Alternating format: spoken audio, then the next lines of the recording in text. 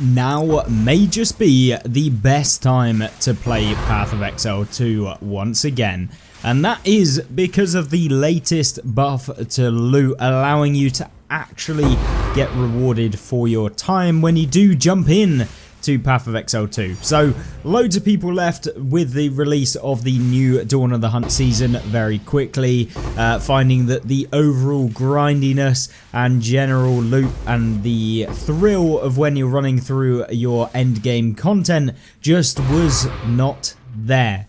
And with the latest update, having played it for about 6 hours to 7 hours so far, I have definitely seen a major improvement. It is amazing, and you are certainly going to be finding a ton more within your maps. I have been able to drop probably double, if not triple, the amount of divines that I was previously finding within my actual maps, as well as finding a ton more tiered rares, and those are where you can really make some insane amounts of profit, upgrade your character for the first time in what may be weeks, if not a month. It has been so long since I've been able to actually find an item that is actually usable and will upgrade my character, and we've been able to find 2 of them in just the last 7 hours. It really does feel amazing to be able to once again find ourselves in a position to upgrade the character and push even further into being the most overpowered build possible, obviously playing Lightning Spear, but you guys get my drift. The amount of loot and stuff that we have actually had over the past 7 hours has been insane. I want to run through some of the things that you guys can do to make this even more broken, how you can utilize it to essentially break the game, break the amount of loot that you're going to be finding on the floor. And so jumping in to Path of Exile itself, the key thing is we need to juice up our maps. And what do I mean by this? Well, there are a few factors that GGG have changed since releasing this update, and that is the fact that rarity and quantity have been generally just buffed all along the way. They have halved the amount of gold drops, which has essentially doubled, well, not doubled, but it has taken those slots where gold would drop as a rare and replaced it with a rare slot for rares to actually drop into.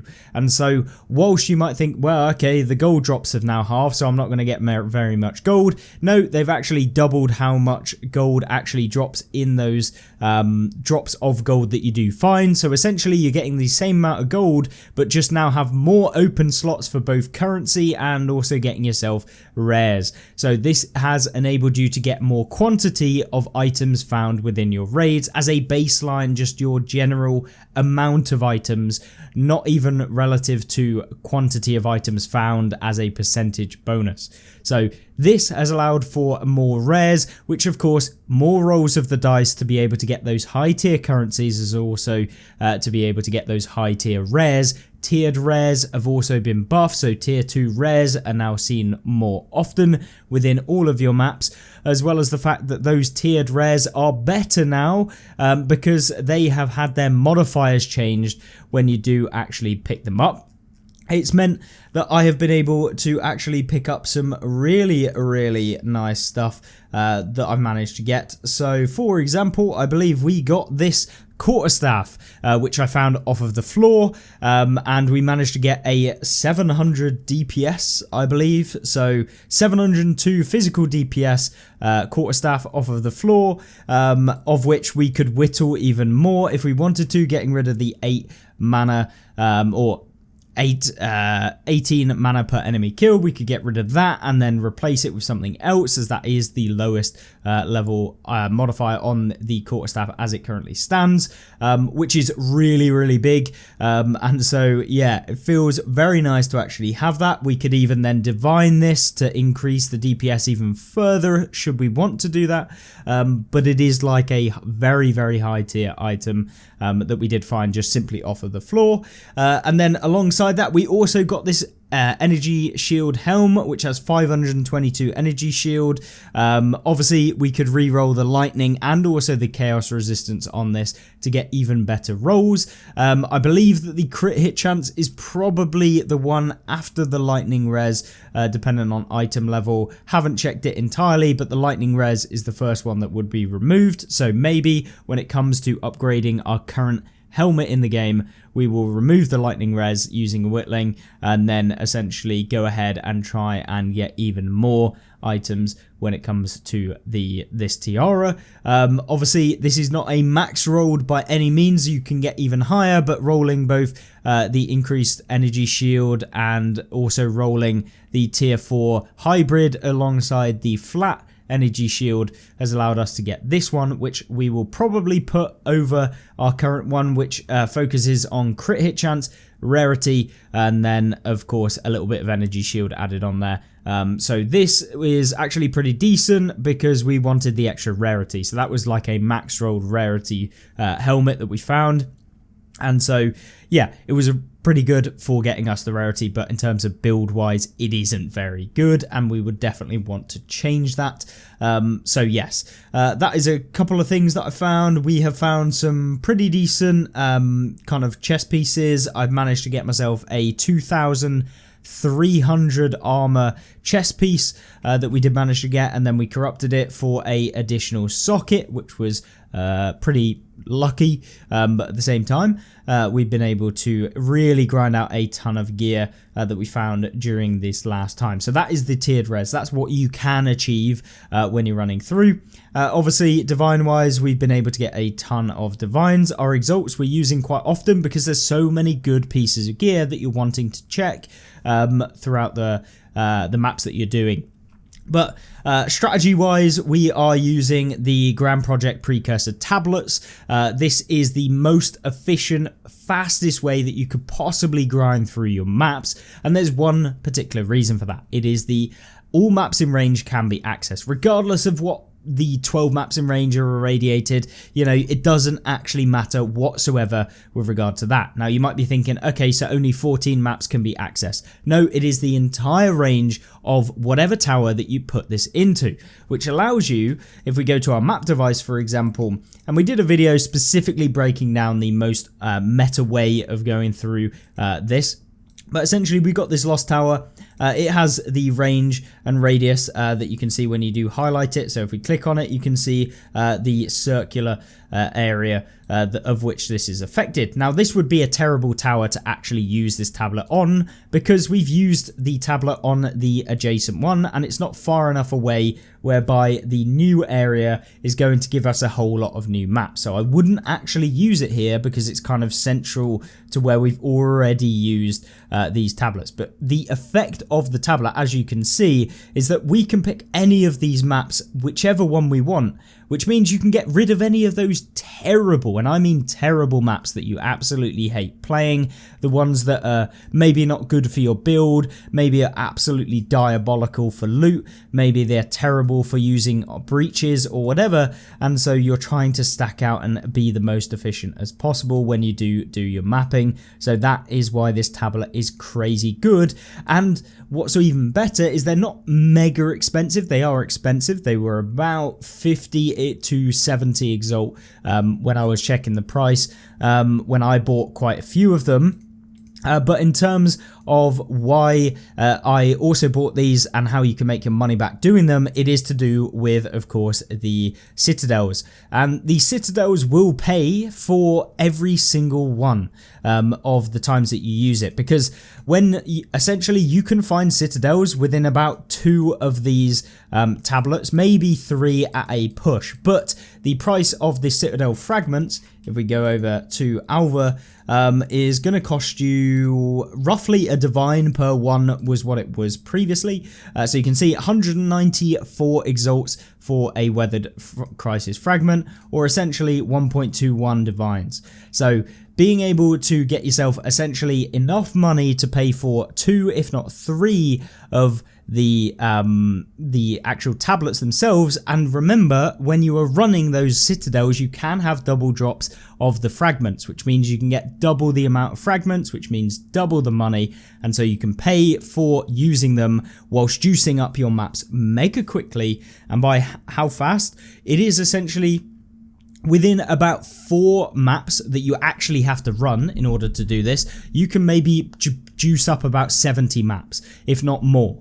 And so it's really easy to scout those 4 tower setups. So for example, we had some pretty diabolical towers over here, like not very many close towers to one another. But what I did is we found our way down to this location and we made our way across and into here. Now, when we start using these into the mist, you can actually see where the adjacent towers are, which meant I saw that this tower was over here, and so we pathed our way to this one. Then we found that there were actually 3 towers directly next to each other, meaning you can juice up, you can use one of the towers to boost the range, so the one that is going to get you to the next tower, for example over here.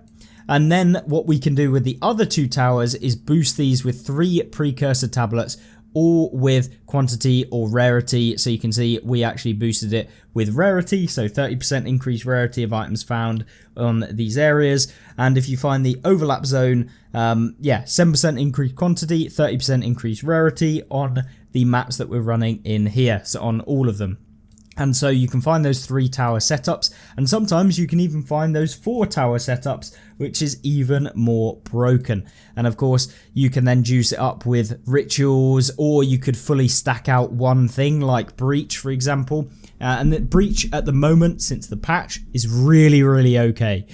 Because, of course, you've got the rare monsters, and if you're stacking your waystones with rare monsters, you can buff up the total amount of rare monsters spawning, and it is really, really nice. And of course, if you're buffing pack size and generally quantity and rarity on your waystones, you can just absolutely juice out your maps, finding a ton of exalted orbs, chaos orbs, you know, all of the top tier items in the game. Divine orbs occasionally, probably once every like 4 maps I found a divine orb as a estimate, sometimes back to back in maps.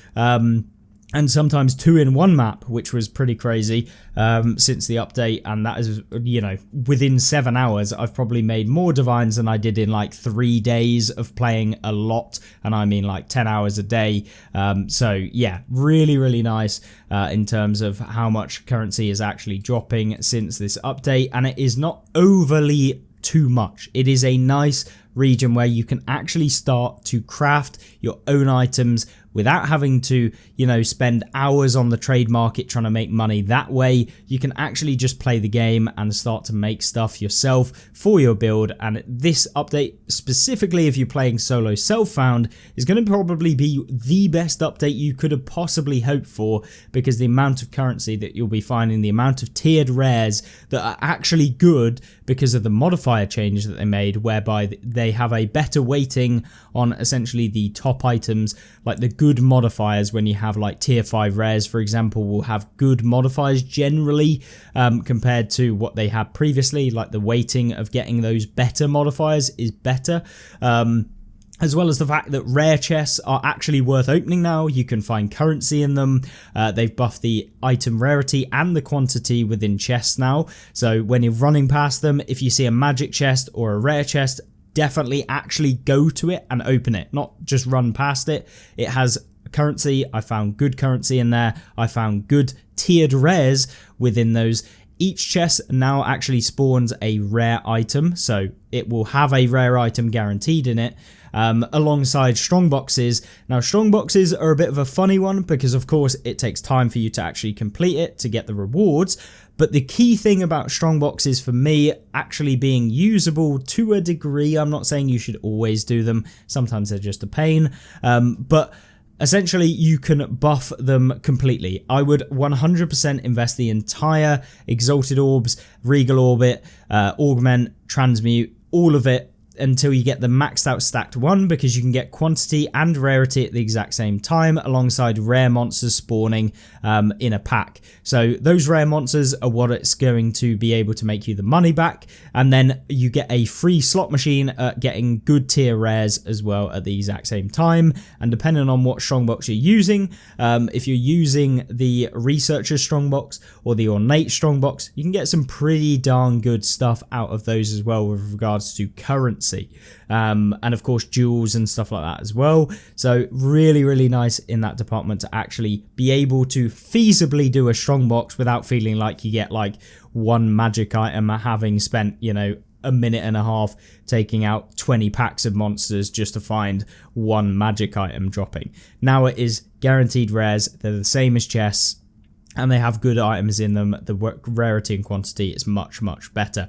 So definitely open up your strong boxes if you are on a juiced map. If you're not on a juiced map, or you're running like a sub tier one just to get somewhere, I probably wouldn't spend the currency, because the items you're going to receive out of it are going to be worse, and so may not even pay for the cost of actually buffing up that strongbox. So realistically, only do them on those juice maps or high rarity maps that you actually have with quantity on them.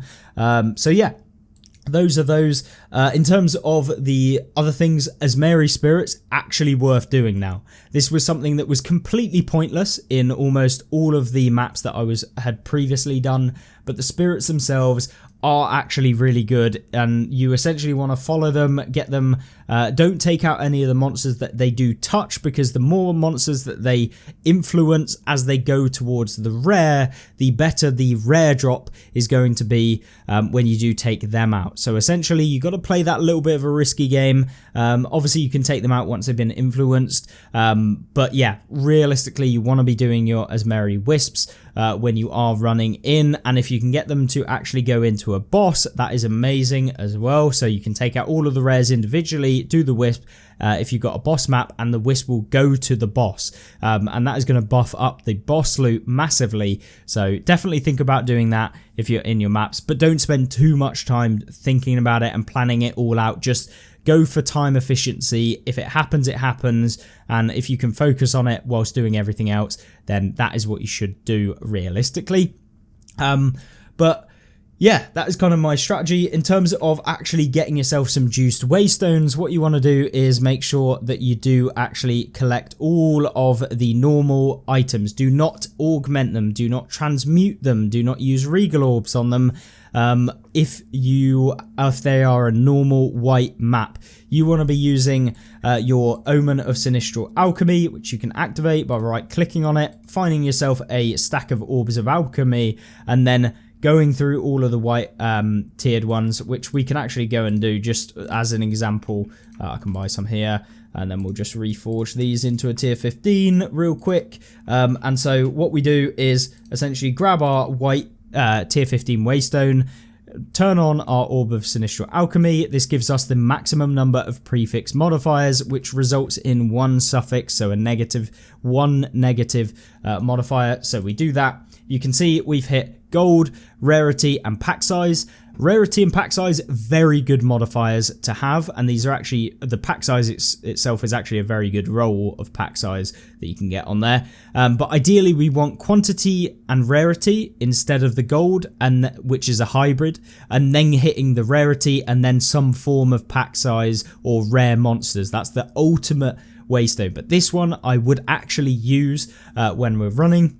And then we go down and we would pick up our Delirium, which for this one, there are two kind of options that I would typically pick when it comes to waystones, which would be going for pack size. Now this is typically if you've got high item quantity and rarity. If you've got high rarity and you are essentially just trying to boost as many options for that rarity to work. When you have like 170% rarity on a waystone, for example, if you've hit high tier hybrid item quantity and rarity, and you've hit rarity on the waystone itself, adding an extra like little bit of rarity doesn't really do a lot, so you want the pack size. Whereas if you've got a little bit of rarity and you've got a ton of pack size modifiers, so magic monsters or rare monsters, and then the actual pack size that we got here, and then maybe you've got I don't know, an additional pack of beasts or whatever, then I would be using Distilled Greed, which gives you 24% increased rarity to just buff up the rarity a little bit more, and that allows you to get more rarity whilst having a huge pack size, which is always the best way to go. So there is not one option. You should think about the actual modifiers that you've got on each individual waystone. It doesn't take long, just look at it. You know, if you decide that you're just going to use the cheaper one, which is Distilled Guilt, go ahead. It really doesn't matter too much.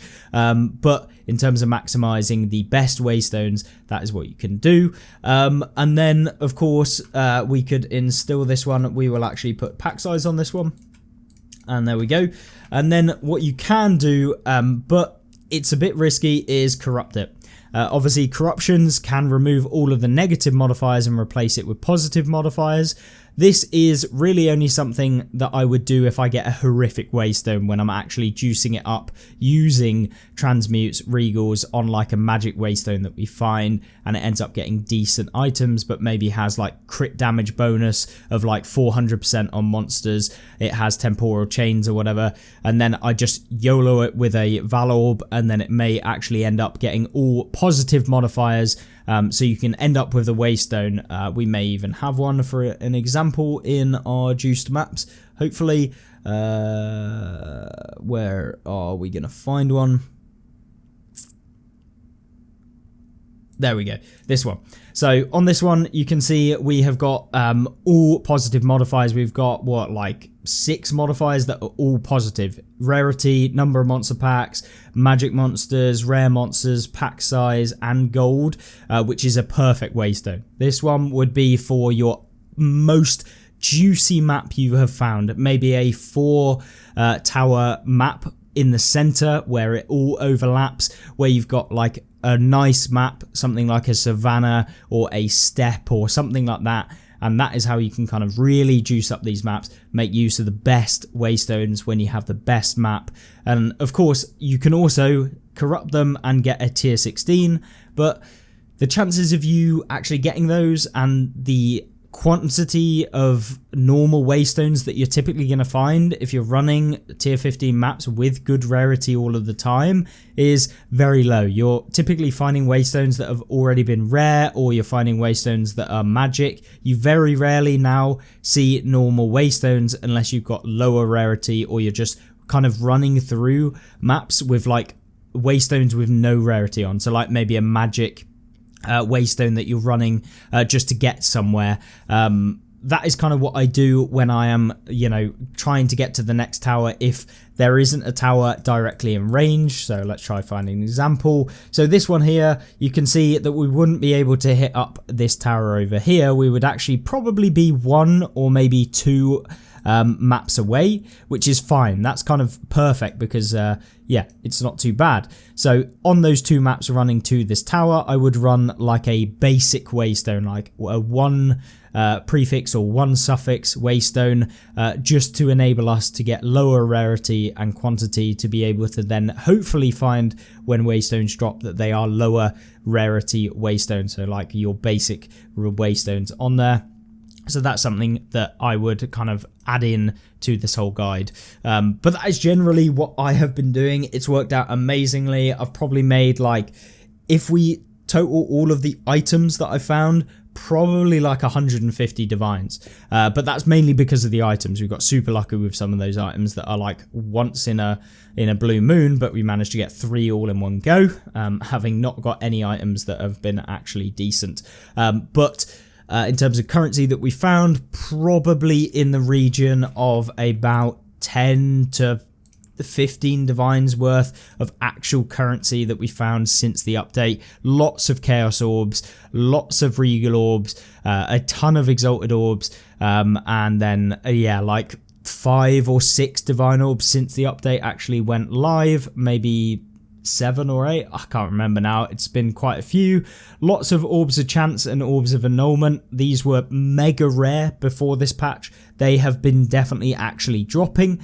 Not that they're worth like a crazy amount of money, but to see them actually dropping, you can see that there is definitely a change in how much currency is actually being shown since this update. Once again, also your breach splinters, just to add in, have been buffed massively, so you're getting 50% more breach splinters. Unfortunately, breach is just diabolical to go around and pick up 100 breach splinters, which you can do for sure. If you're on a juiced map with pack size, the amount of breach splinters, you can literally get 100 breach splinters within one singular map that's juiced. So yeah, pain in the backside. It should work like Delirium in my eyes, whereby all of the splinters drop at the end of the breach when it closes. That would just save everyone a ton of time, stop wasting their time. And I think it would just be a massive quality of life improvement. But the splinters have gone up by 50%. Simulacrums, on the other hand, have gone up by 80%, so you're more likely to find simulacrum splinters. But in addition to this, they have actually added in the something that hasn't been in the game forever, which is that you can find the kind of, I can't remember what they call them. They're like fractured mirrors or something.